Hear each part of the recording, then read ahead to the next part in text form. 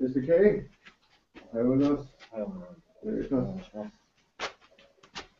Hey everybody, we're here. Mr. K, come say hi.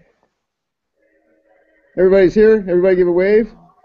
I'm going to introduce more formally later. This is Jeff Kotick. He's our visiting scholar for today. And he's making my day easy because he's giving our little talk a little later. Everybody give a big wave to Jeff. Hey Jeff. Just so he knows you're really out there and not just photographs I stuck on the screen. Dosho, you ready to go? Ready. Okay, well, if you've been here before, you know what to do, and if it's your first time, just follow along.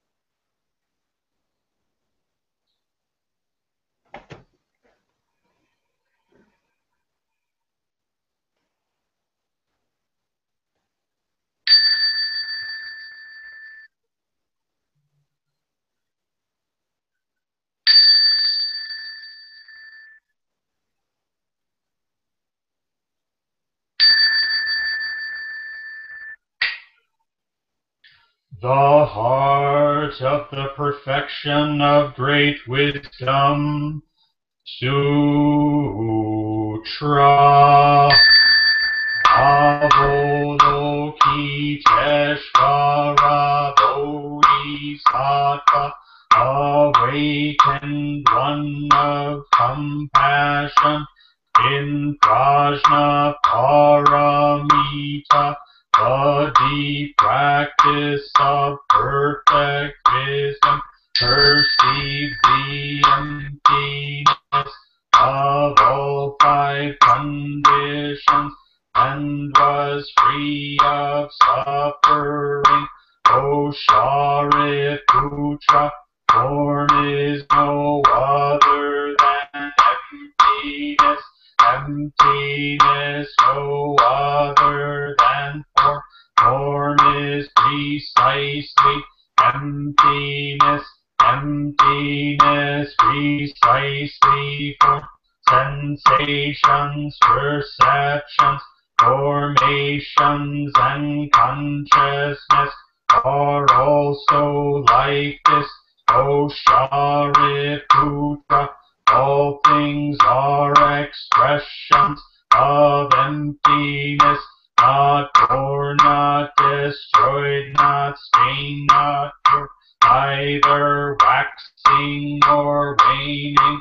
Thus emptiness is not form, not sensation, nor perception, not formation, nor consciousness, no eye, ear, nose, tongue, body, mind, no sight, sound, smell, taste, touch, nor object of mind, no realm of sight, no realm of consciousness, no ignorance, no end to ignorance, no old age and death, no cessation of old age and death, no suffering, nor cause or end to suffering, no path, no wisdom, and no gain, thus bodhisattvas live this prajna paramita with no hindrance of mind, no hindrance, therefore no fear, far beyond all delusion. Nirvana is already here, all past, present, and future Buddhas live this prajna paramita and realize supreme and complete enlightenment. Therefore know that prajna paramita is the sacred mantra, the luminous mantra, the supreme mantra, the incomparable mantra, by which all suffering is clear. This is no other than truth. Therefore set forth the prajna paramita mantra. Set forth this mantra and proclaim Gate, Gate, Para Gate, Parasam Gate, Bodhisoaka.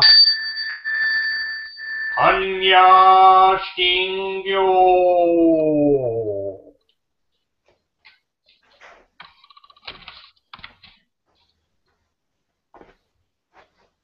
Zazenkai.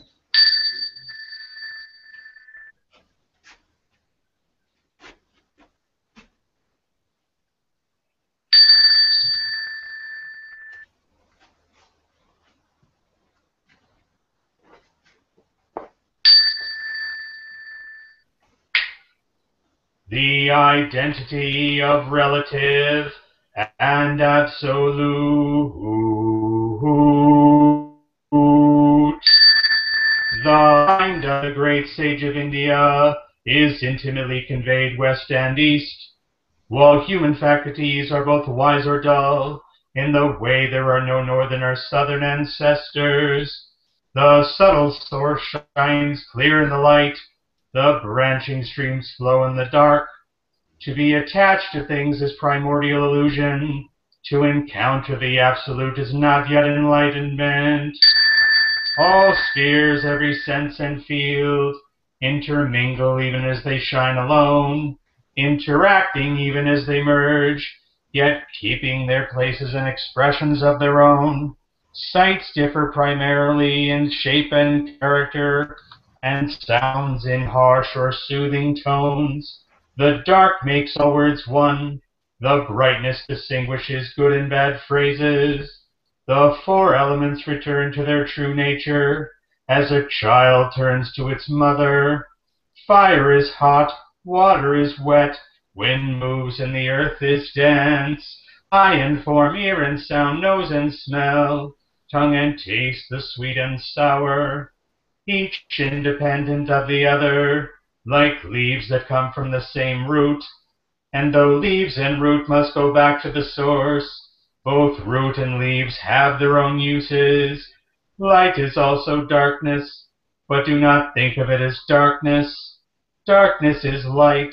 Do not see it as light. Light and darkness are not one, not two, like the foot before and the foot behind in walking. Each thing has its own being, which is not different from its place and function. The relative fits the absolute as a box in its lid. The absolute meets the relative, like two arrow points that touch in midair. Hearing this, simply perceive what is. Make no criterion. If you do not see the way, you do not see it even as you walk upon it. Walking in the way, you draw no nearer, progress no farther. One who fails to see this truth is mountains and rivers away. Listen, those who would perceive this subtle matter. Live well your time by night and day.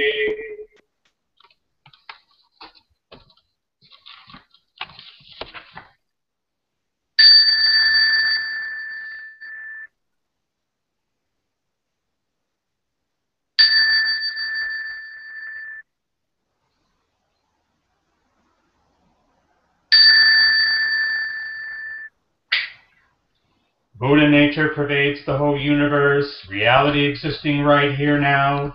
In reciting the perfection of the Great Wisdom Sutra and the identity of relative and absolute, we dedicate our sincere efforts to Shakyamuni Buddha Honored One, the historical Buddha and teacher, and to those ancestral teachers, Eihei Dogen Honored One, Soji Keizan Honored One, all successive honored ones up until Renpo Niwa Honored One and Budo Wafu Honored One, and to all other honored ones throughout history, male and female honored ones, whose names have been forgotten or left unsaid. We also dedicate these efforts to the three treasures, Buddha, Dharma, Sangha, to all awakened ones and teachers in all places and times. We especially seek tranquility and well-being for all creatures now suffering or ill in health. May they be serene through all their ills. May their lives be at peace, and wisdom pervade the darkness of ignorance. We dedicate our hopes and aspirations to all victims of war and violence and natural events, to the injured and to all families touched by these tragedies, to the healing of hatred in all countries and among all peoples, to the wisdom and compassion of our world leaders, to the peace of the world and harmony of all beings. Thus let the harmful effects of words, thoughts, and actions be dispelled, and compassion bloom in perpetual spring. May we all realize and live the enlightened way together. O Buddhas throughout space and time. O Bodhisattvas, Mahasattvas, Maha Prajna Paramita.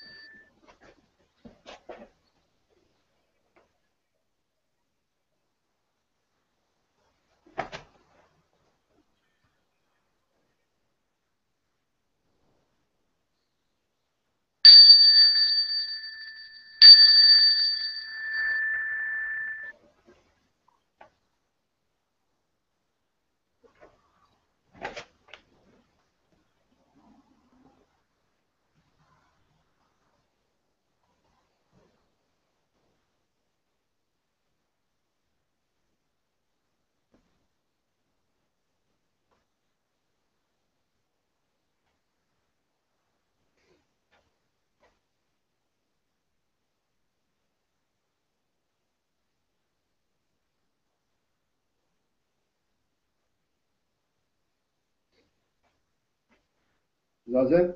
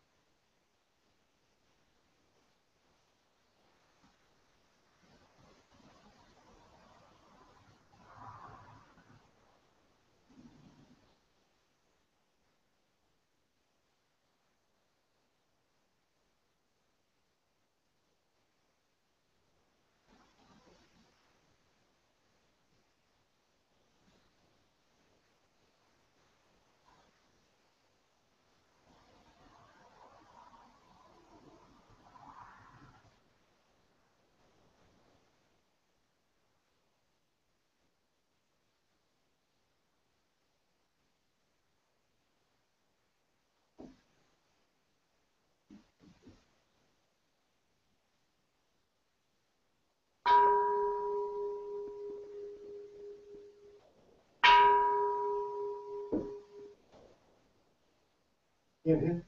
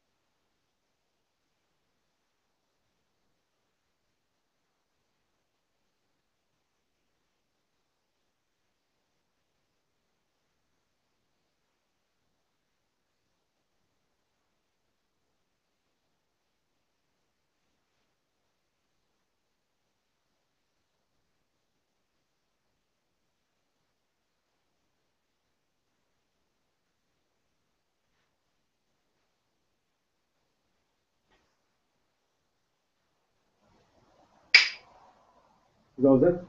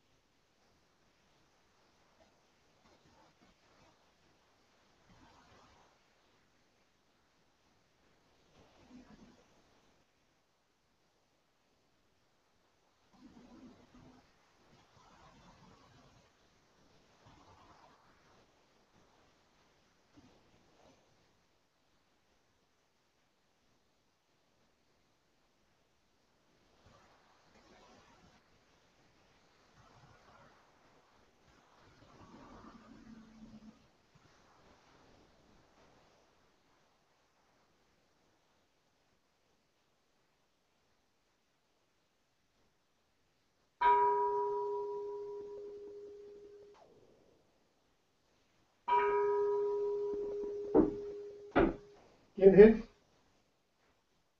We will have a long Kin Hin, 20 minutes.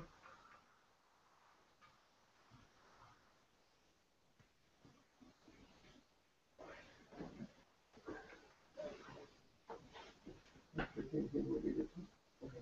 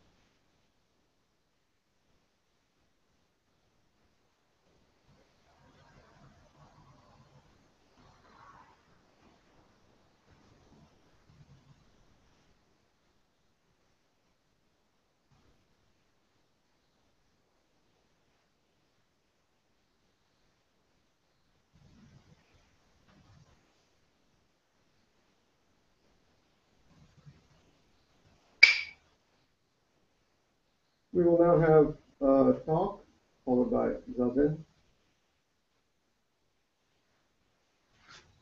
Why don't you take a couple of minutes to stretch, and then we'll all be seated again. Sure. Ready to go? I'm ready to go. Gonna get some sunlight.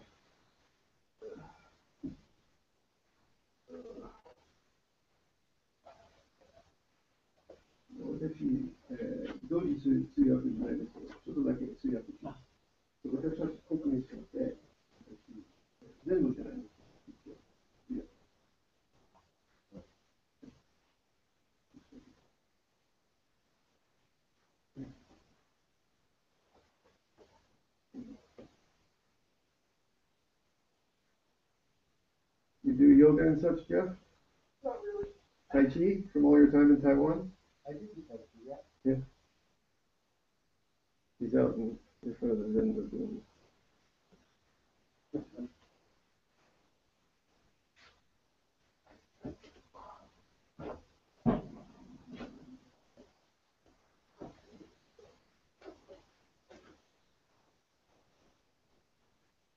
Make sure you get all comfortable there.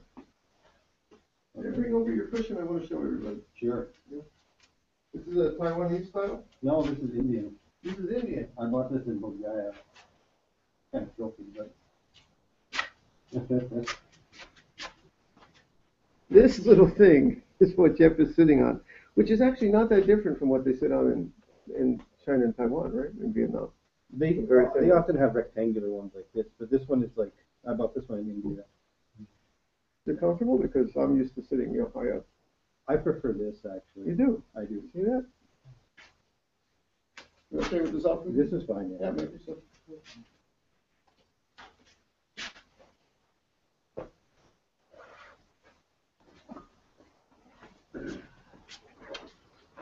So pardon me for looking over your shoulder here, because I'm just going to introduce you. I'll be in the back. I'm doing Sure. no translation here.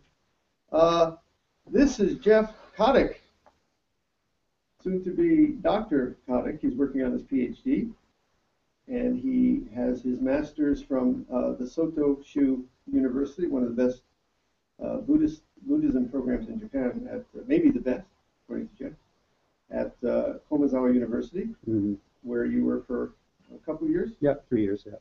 3 years. Yeah. And he's also a translator, classical and modern Chinese. Sanskrit, I understand, is not too bad, Mm-hmm. and Japanese. Mm-hmm. You were with Dharma Drum Publications in Taiwan. Mm-hmm. How long were you in Taiwan living there? I lived there for about a year and a half. And he's translated a lot of Master Sheng Yun's talks and publications, which will be published soon. And then you were in Nepal teaching English to Tibetan monks. Right. And you were in India for a while, getting ordained by a very interesting Japanese teacher. Right. And that's just half of it. Right. So one thing I know about Jeff is he has some insights on the Vinaya, Mm-hmm. which is the rules for monk priest. What would you say? For, well, bhikshus. Bhikshu behavior Yeah, it's a monastic code, basically. in India, and of course the Bodhisattva precepts, which we will be taking here. So I want to say, first off, thank you, Jeff, Thank for you very being much here for today. having me. And I guess we're going to talk for about, so when it's about 5 or 10 after. That's Okay, sure. Okay. That's good. Hello, everybody. Thank you for that introduction. So I'll just jump right into it. Today I wanted to talk about precepts.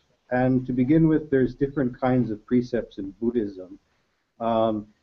Historically, if we go back to the early Sangha, there actually were no precepts at all. The Buddha's community was a gathering of shramanas, otherwise Buddhist monks. And in ancient India, there were all kinds of different shramanas. There were Jain shramanas. In the Buddhist time, there came to be Buddhist shramanas. There was the Ajivikas and various other schools of meditation and yoga and so forth. But basically what happened was that in the early Sangha, it was a community of well-established yogis. And then after that, we had the development of a more formal community.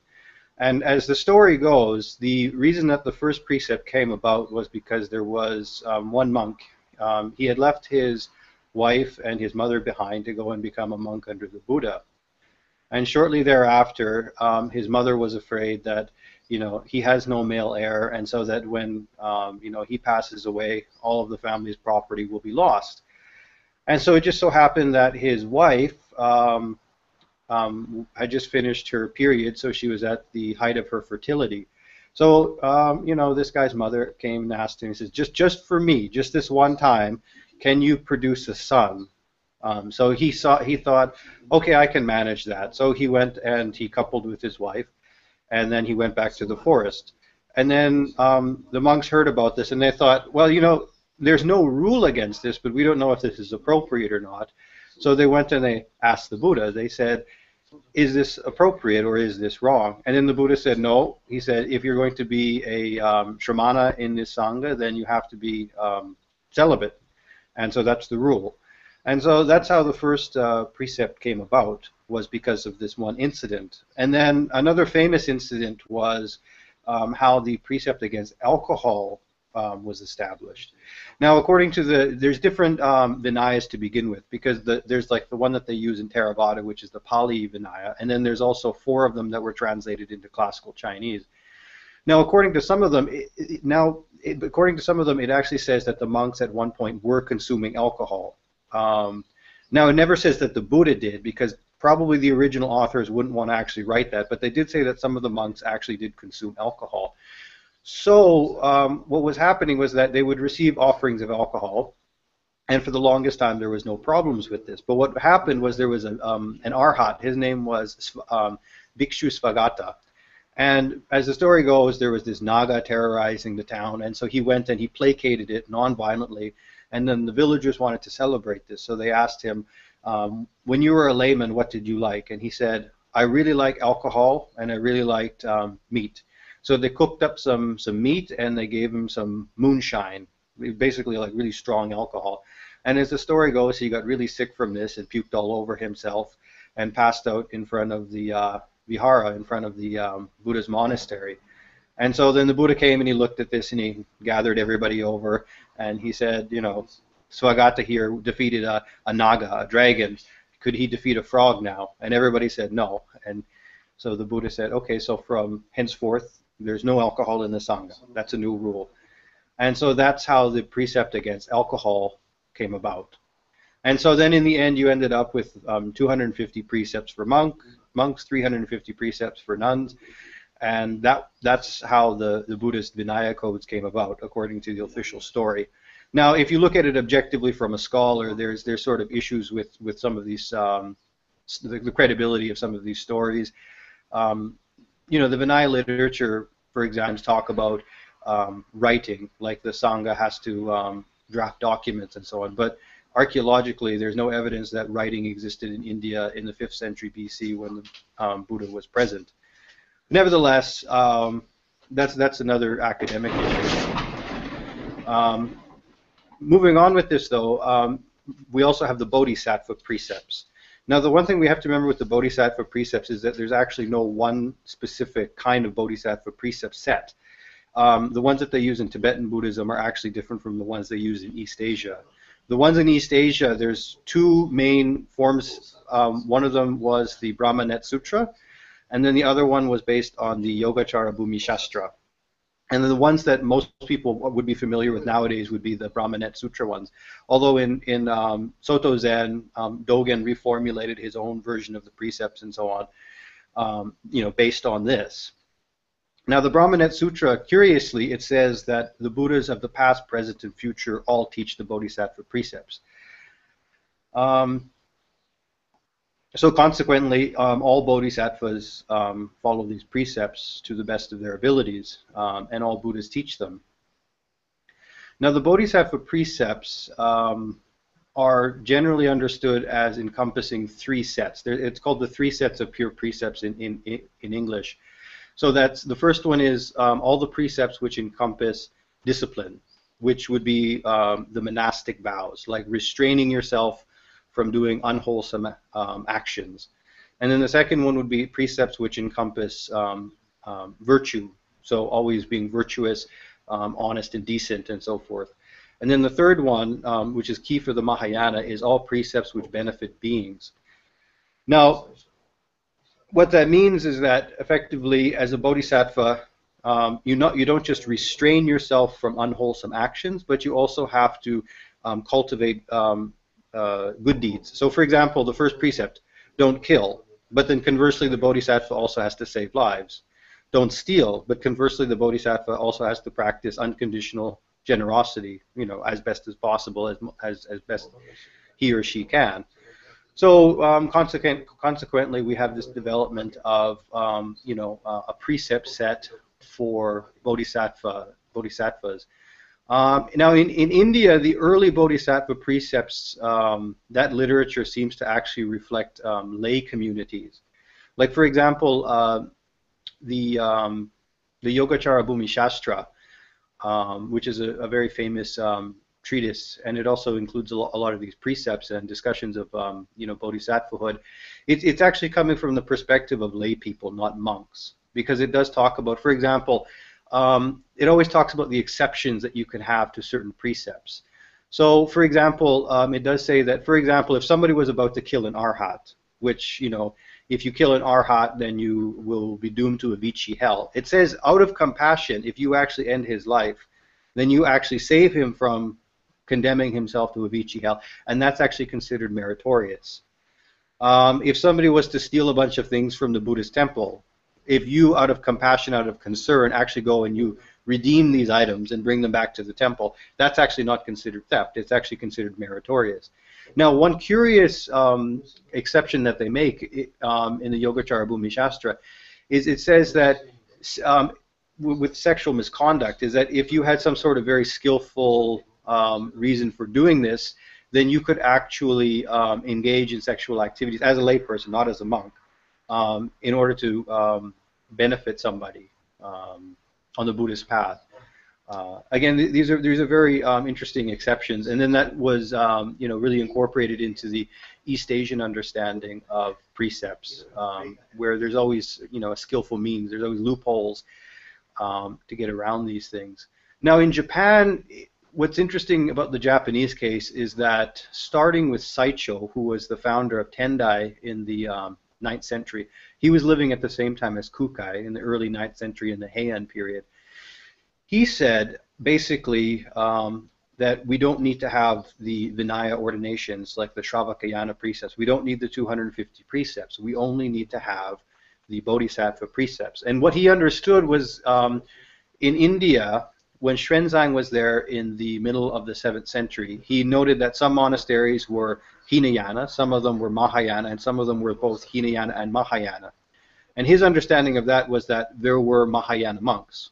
And he thought that meant that the Mahayana monks only took Mahayana precepts, not the Hinayana precepts. And then also, the Lotus Sutra also talks about how you should actually do away with Hinayana things. You should stay away from the Hinayana. You should not even stay in the same house as somebody who's a Hinayana practitioner.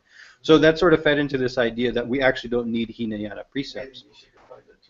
Oh, the Hinayana. Well, the Hinayana would basically be the non-Mahayana forms of Buddhism,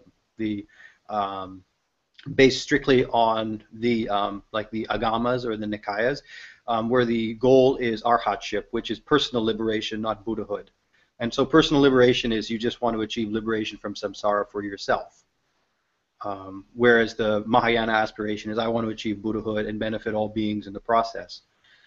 I hope that's clear. Well, with Saicho, he argued that based on the Brahmanet Sutra, you can have something called Shukkei Bosatsu, which literally means the bodhisattva who has left the home. And this was a very innovative term that Saicho developed because they didn't necessarily have this idea in China. In any case, so what he managed to do is petition the government at the time to recognize his ordinations. And so he created strictly Mahayana ordinations.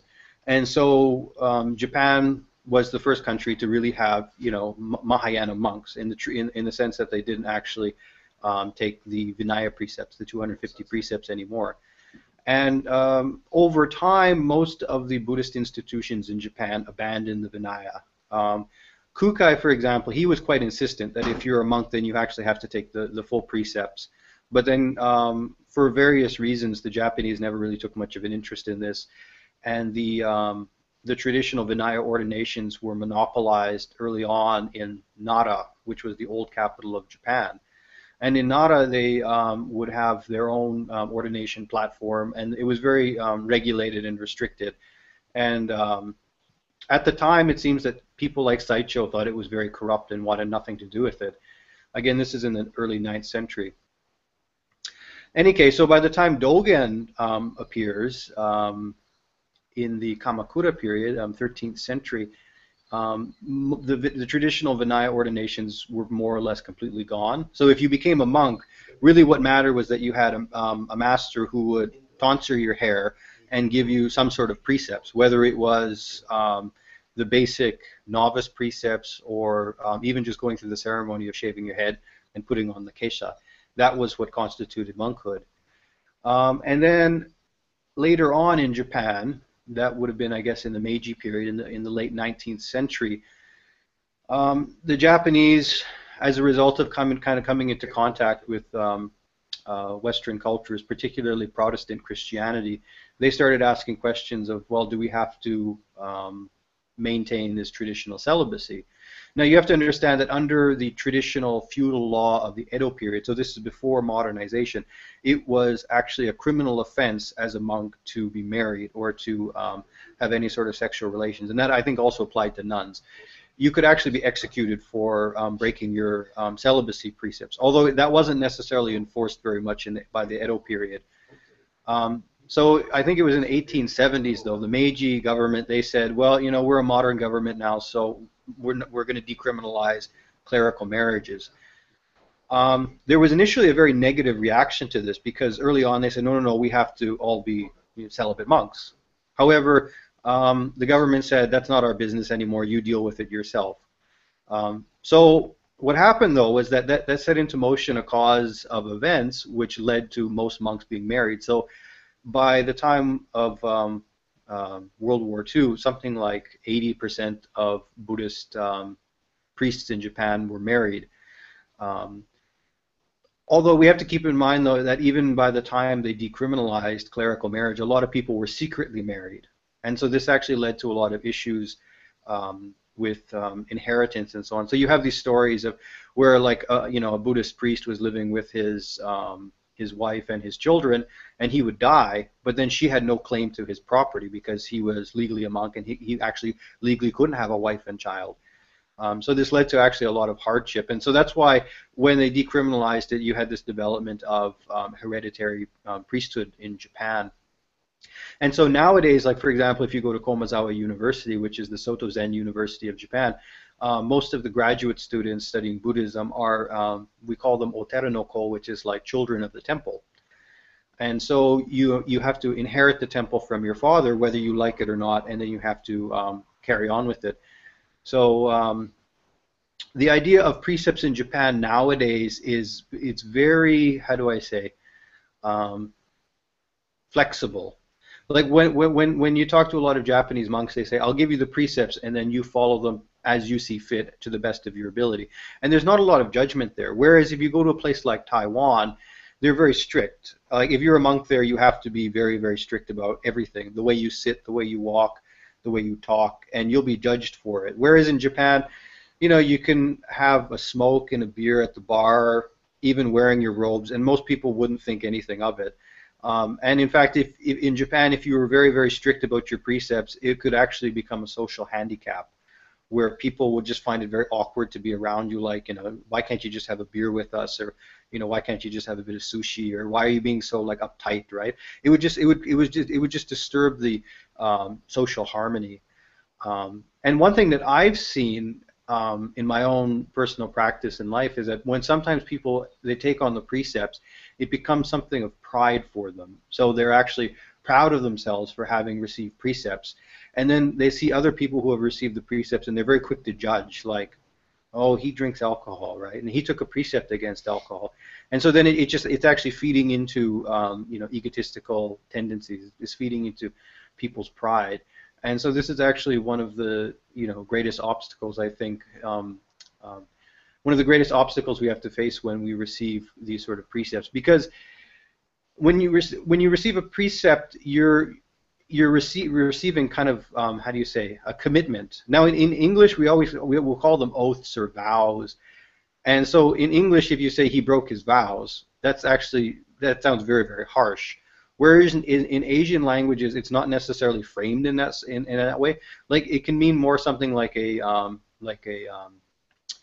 prohibition or a commitment or some sort of restraint. Often it's understood as a restraint in Asian languages.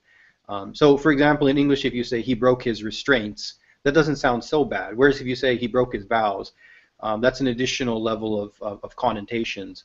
So we have to be mindful of these sort of things, just so that it doesn't feed into our pride and our ego. Any questions? Oh, you said there were married monks in India. You were talking about that. Oh, right. Yeah, yeah. If you look at some of the historical records, in India, there actually were married monks. Now, there's sometimes references to parts of monasteries where married monks would live with their children. And maybe one of the only differences between them and the regular monks was that they couldn't claim rights to pindapata. Pindapata is when you go on the begging rounds. Although in the old days in India, if you lived in a big monastery, you probably didn't go up with a begging bowl. Probably the benefactors would come and then give you stuff.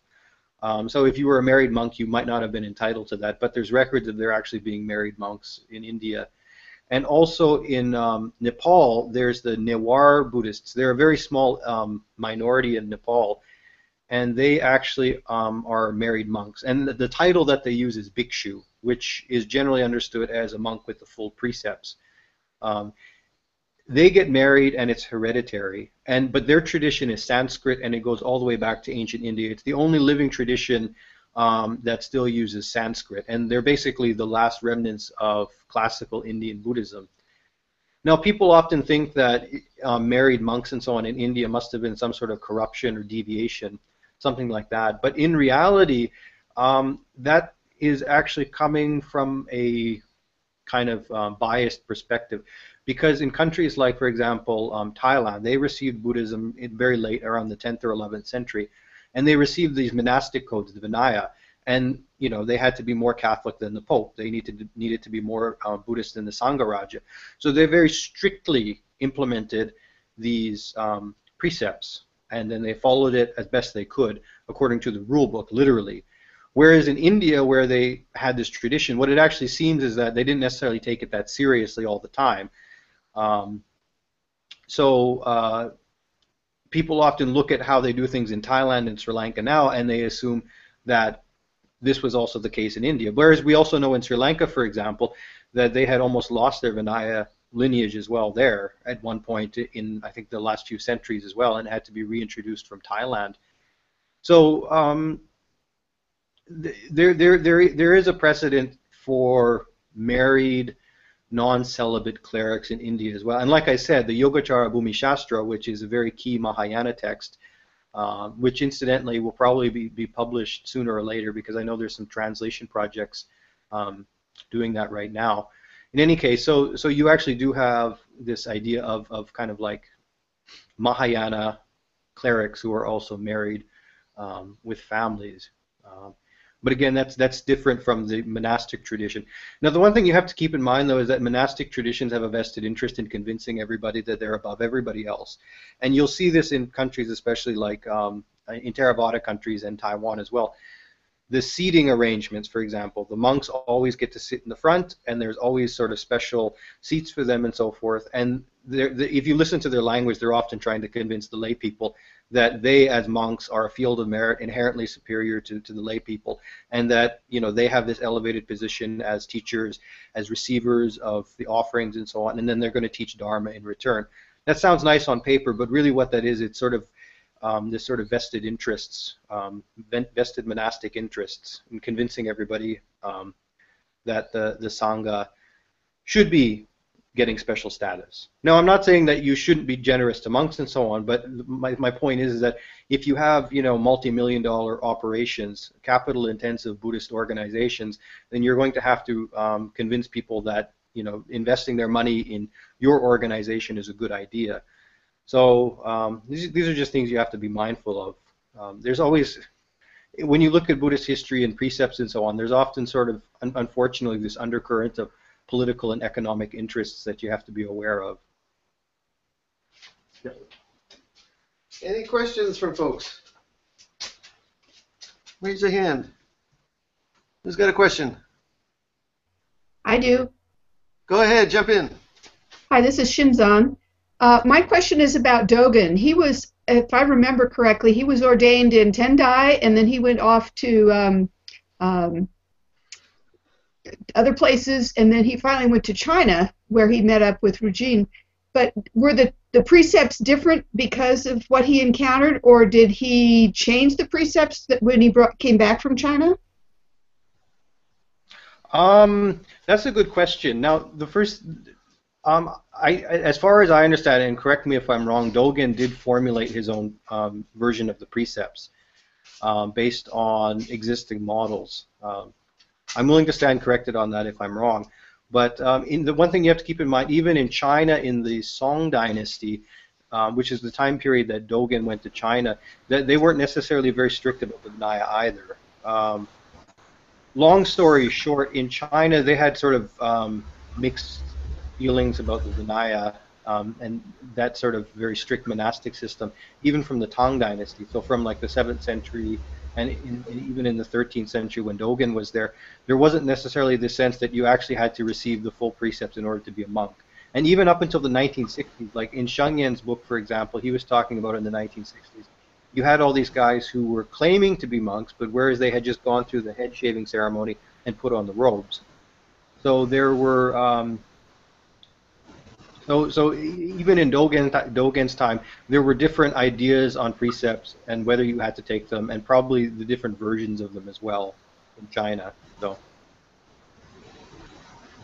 Anybody else jump on in? I have a question. Sure. Yeah. Guys on here.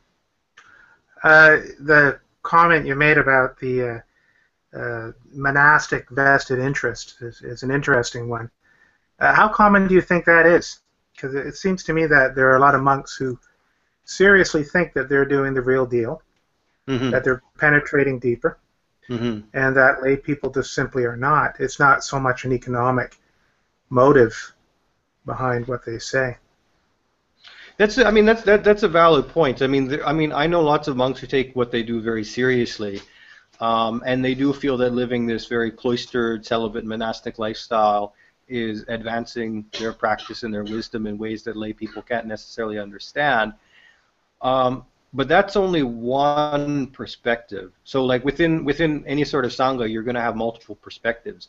Now, for example, if you're the administrator of a monastery with 1,000 monks and you have to make sure that they're all fed, clothed, that the bills get paid, then your interests might be a little bit different from the monk who's just living a very quiet life, meditating, and not really eating up too many resources. So again, it's not necessarily just one person's perspective. There's multiple perspectives that must be taken into account when analyzing these things. But my personal perspective as an academic is I often discern economic interests at work because sanghas are not cheap. I mean, okay, well, I mean, for example, if you have a community like this, it costs nothing. But then if you have, an enormous monastery and you have to make sure everything is getting paid for, then the perspective changes quite a bit. And that's when you have institutionalized religious interests. And then, for example, like in Japan and China, you had a lot of times the monasteries would also have farmland. And so they would effectively have people working under them as serfs. And this was also a problem that people kind of point out in Tibet as well. It's when you have an institutionalized religious organization that is capital intensive, that means it requires a lot of resources and money, then how do I say, there's all sort of opportunities for opportunism, Thank you. Yep. I have a question. Yeah. Um, I don't know. This is kind of broad, so I don't, if you want to pick an area of this and just say something about it. Mhm. I'm wondering a little bit about some of the differences in the Vinaya between the Bhiksu and Bhikshuni rules.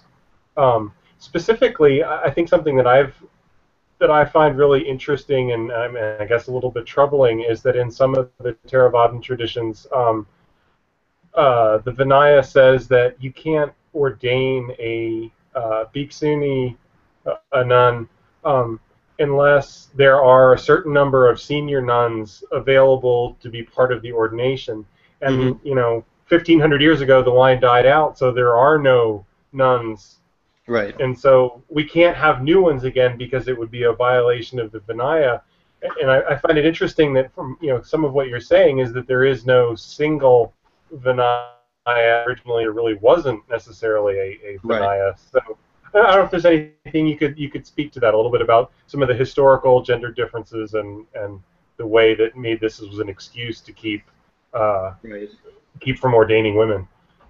Actually, that's a really good question. And recently, a lot of people know about this. There was the English monk in Australia, Ajahn Brahm, who ordained women. He ordained bhikkhunis. Now, contrary to what people say, that's actually his right, because you can find references in the Sutra and Vinaya law that states that a bhikshu in a time when there's no bhikshunis can, in fact, reordain bhikshunis and start the lineage again. That's his right. The problem is, though, is that the Thai Sangha was opposed to this for various reasons um, that aren't necessarily clear to me at the moment. But nevertheless, they made a big fuss about this and excommunicated him from his original organization. They can't. He didn't do anything that would um, force him to disrobe, but he angered the wrong people. But as far as I've actually seen the references in sutras where it does say as a bhikshu you can ordain bhikshunis, provided there are no senior bhikshunis left in the world. But as far as the gender differences go, that goes back really early on. And according to the Vinaya, the Buddha initially did deny Ananda's request to ordain bhikshunis.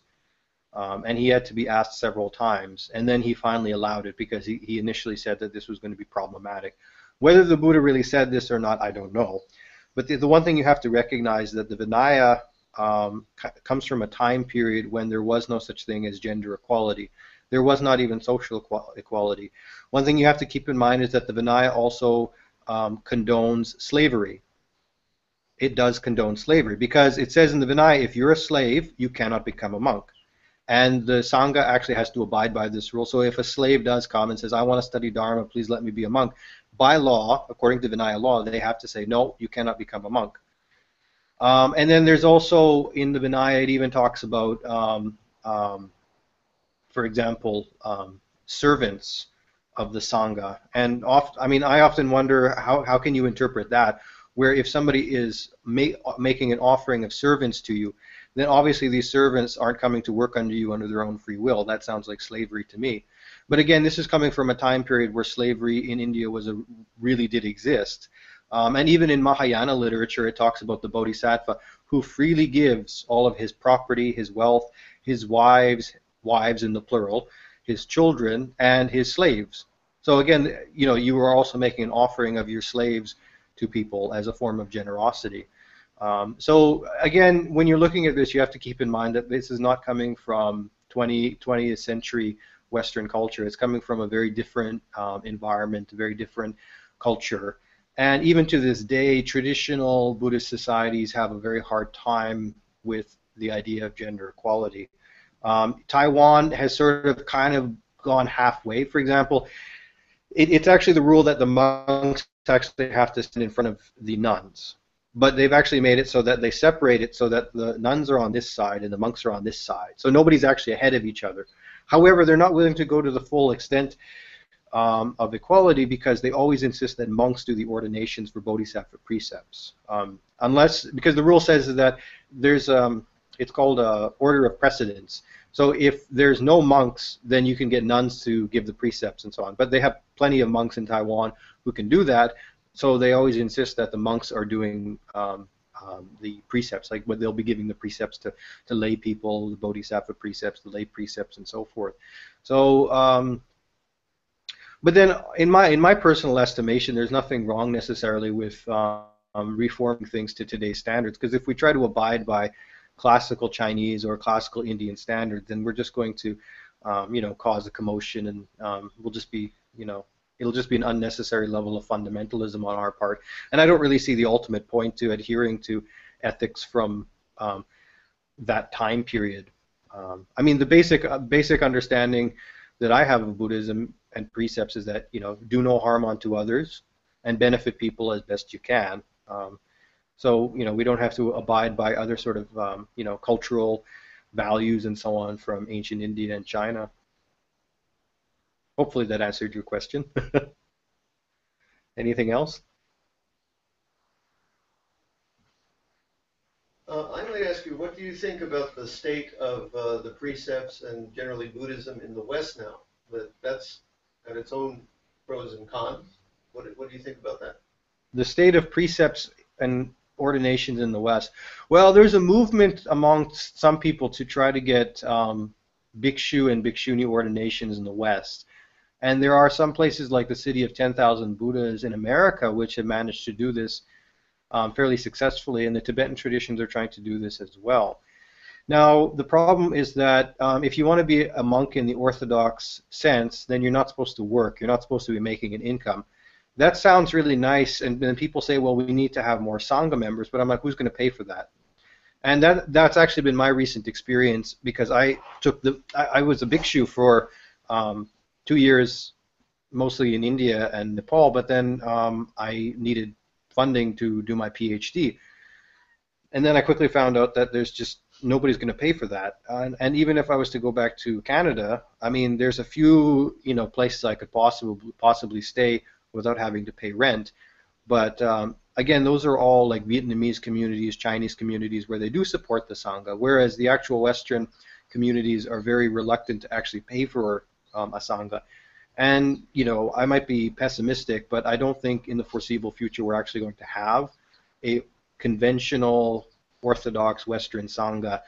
And the one thing you have to keep in mind, even when you see sort of communities like Ajahn Brahms in Western Australia, that looks really good, and I commend him for all of his work, but from my understanding, a lot of the funding for that is coming from Asia. It's not coming from the West.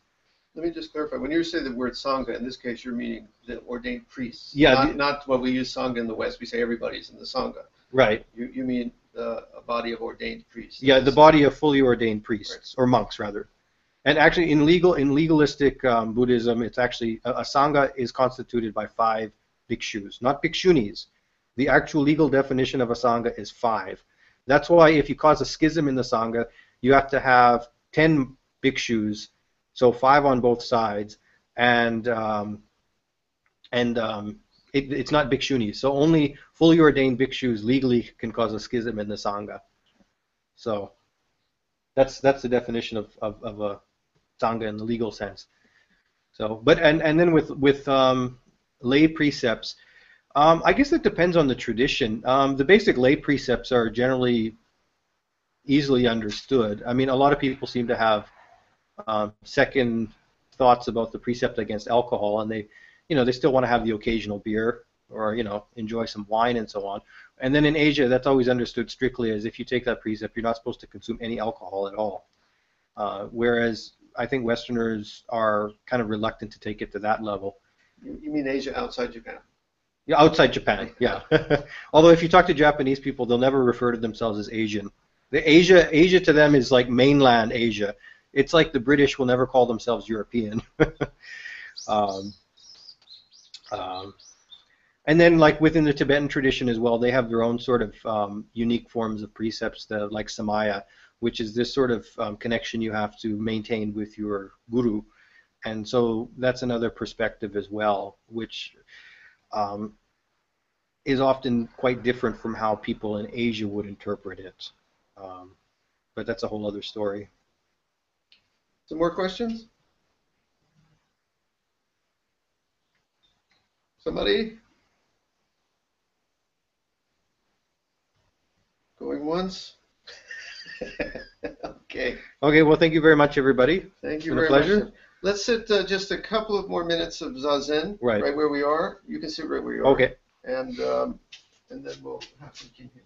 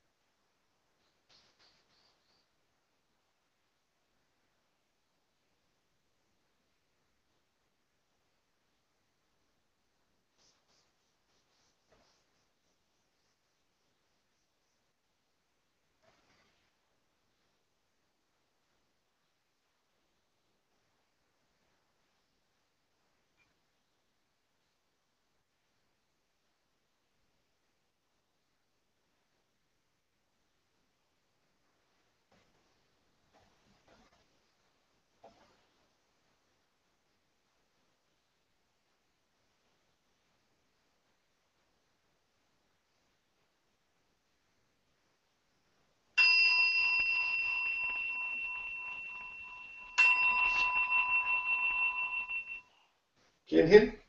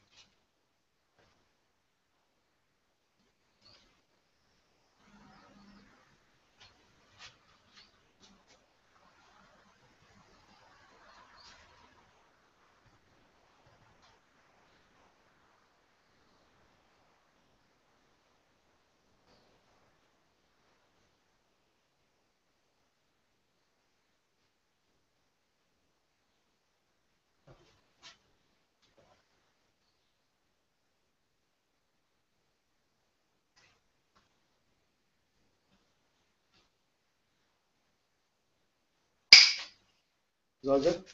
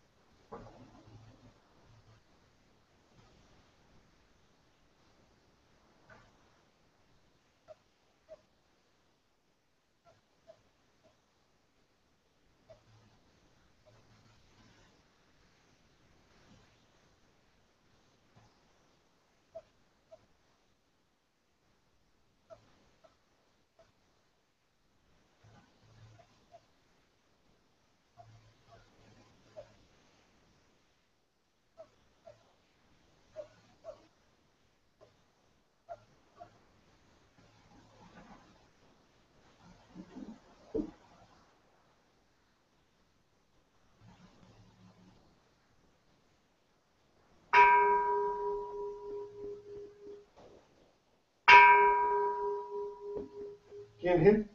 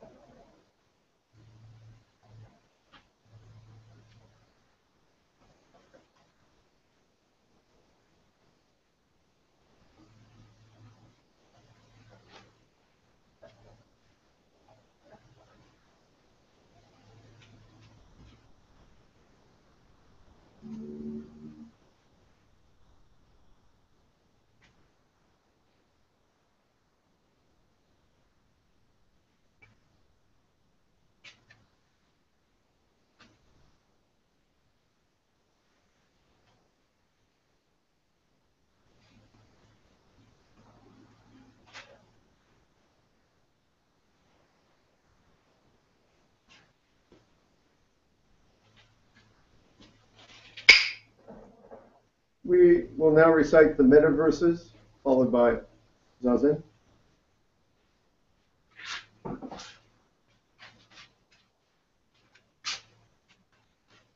You could just sit the bench like anywhere you're comfortable, if you want, or you can sit up there if you want. But don't sit on the. 覚えていますか？新世紀友達、ほとんど知らない人、難しい人、で、人どうでも、これですね。You know the metaverses? I know of them. Yeah, these have become popular to do in, at least America. I know it's actually, I want to ask our scholar. Well, we have our scholar here. Well, those go back to the early days of polygamy. But have you seen them in the Mahayana countries? No. Anything like that? Well, there's like the Dharani, the compassion Dharani, but the actual Metta Sutta tends to be used mostly in Theravada today. Mostly in South Asia. Southeast Asia. Southeast Asia, yeah. Yeah. Yeah. But they're becoming surprisingly, not surprisingly, wonderfully popular. Some people feel that they kind of soften up the heart of samurai age then a little bit. Right. So, oh, that's good. So we're going to recite those now. Okay. We start first for a relative, someone we love, then a friend, Right. then someone we met in passing or barely know, then a difficult person. I'm going to be chanting for ISIS with the idea that, again, when we chant for someone who may be doing violence, if inside they were filled with peace, healing, they did not feel suffering inside, perhaps they would not engage in the violence. So I will be chanting for the peace of the members of ISIS. And then we do it for all sentient beings. Okay. Sit down where you're comfortable. I'll be over here.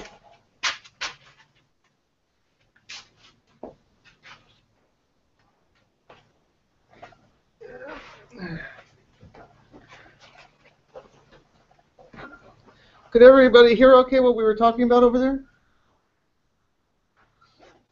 Everybody heard okay? All right. Well, we've all done this before. A relative first. Truly feel in your heart the emotion. Don't just say the words, of course. Truly feel that this feeling is reaching to the person we're chanting for. You know, if we do anger, I yell at you, you really feel it, don't you? It's like the waves of anger for me really affect your life. Well, this is the reflection of that. If we truly wish well-being in the same way, doesn't it touch the person? Even if they're not present here, somehow it goes out into the world. It makes this world a little less angry, a little less greedy, a little less divisive, and a little more whole. So that's we chant in that way. So really feel it in your heart, okay? First, we begin with ourself, by the way. I forgot that. Don't forget to be kind to oneself. May I be free of suffering. May I feel safe and still. May I be free of enmity. May I be loving, grateful, and kind. May I be healthy and at ease in all my ills. May I be at peace, embracing all conditions of life. Okay. Now we'll chant for someone we love.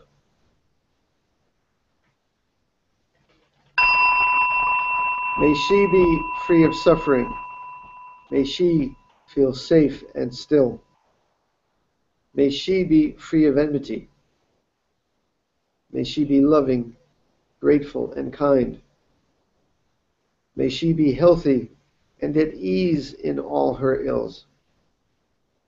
May she be at peace, embracing all conditions of life. Okay? Now for a friend.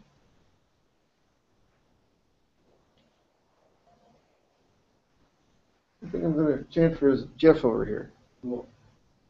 You could use it, huh? Sure. Okay. May he be free of suffering. May he feel safe and still. May he be free of enmity. May he be loving, grateful, and kind. May he be healthy and at ease in all his ills. May he be at peace, embracing all conditions of life. Okay? Ima akatane. Almost stranger.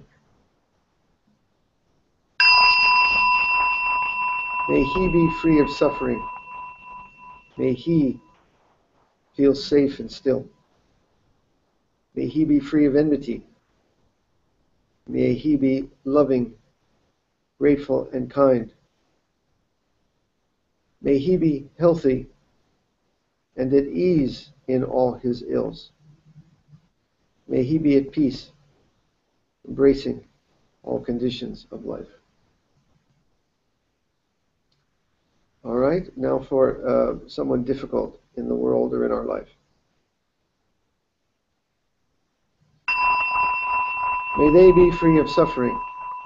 May they feel safe and still. May they be free of enmity.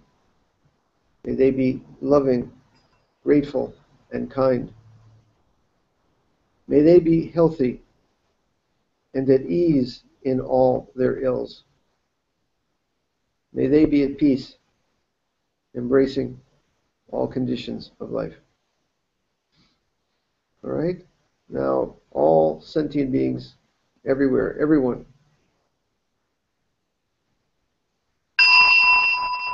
May we be free of suffering. May we feel safe and still. May we be free of enmity. May we be loving, grateful, and kind.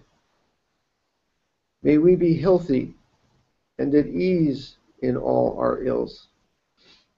May we be at peace, embracing all conditions of life.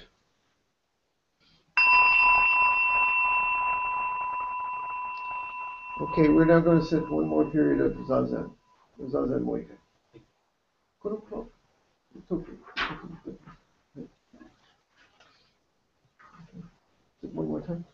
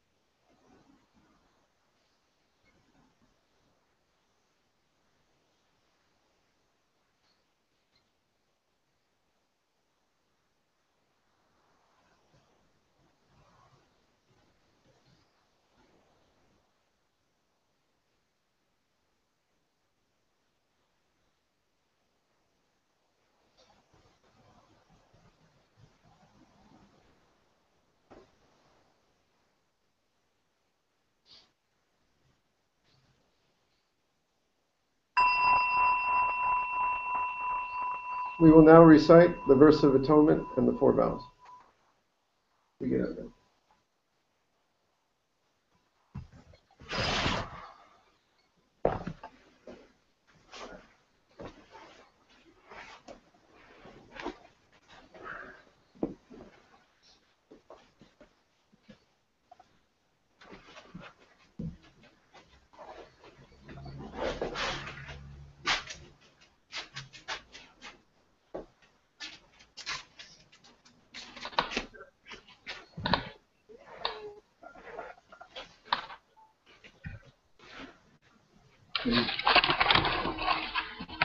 This was a big temple. I have 5 assistants. Mm-hmm.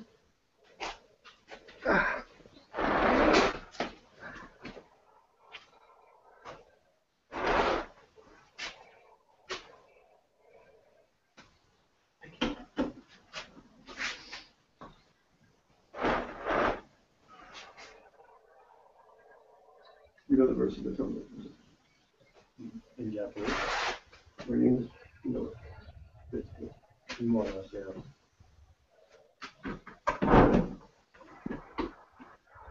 One moment, please.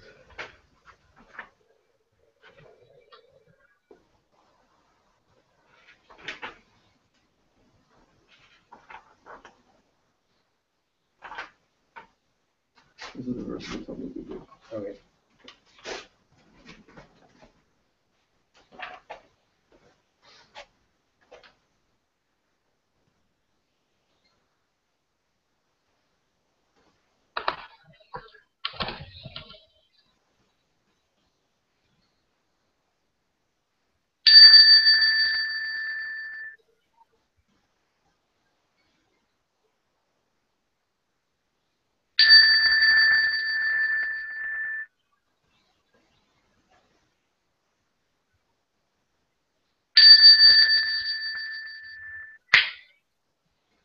All harmful words, thoughts, and acts ever committed by me since of old, on account of beginningless greed, anger, and ignorance, born of my body, mouth, and mind, now I atone for them all.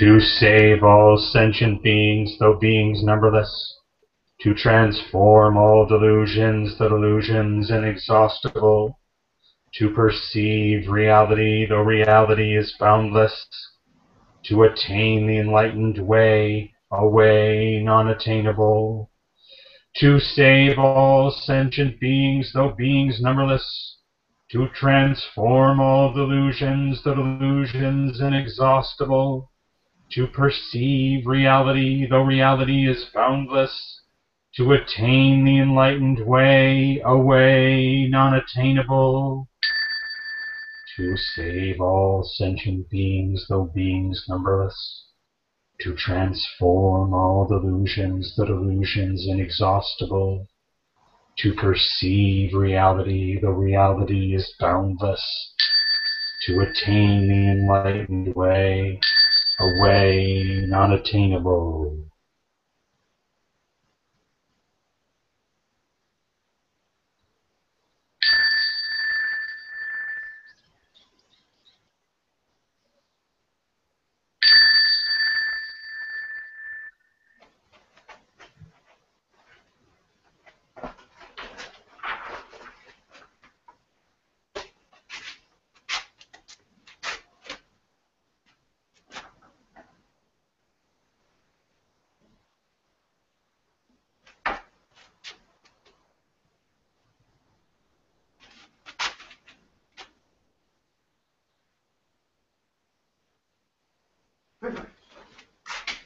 Very good. Very good. Come over here. Say hi, everybody. Everybody out there, give a big hi. Who's out there? Everybody, Hello, everyone. everybody. See, Joyo, Shinzan. Hi. There's Shinzan. Michael, we saw. Hey, Himoto. Good to see you. Jishin, Osho. Daisen, always good to see you. Hope all that painting's coming along. And Bryson, good to see you. Give us a big smile. Come on, you look too serious. Give us a smile. Okay. Well, thank you. Yeah, it was an honor to have you here. My pleasure. Mr. K, always good to see you, man. And I am taking Jeff to see the giant Buddha statue in the next town, and also the particle collider that's down the street. So it's a little about the future and the timeless in many ways in one. Anyway, we'll see you guys later. Okay? Take care. Have a good one. Bye.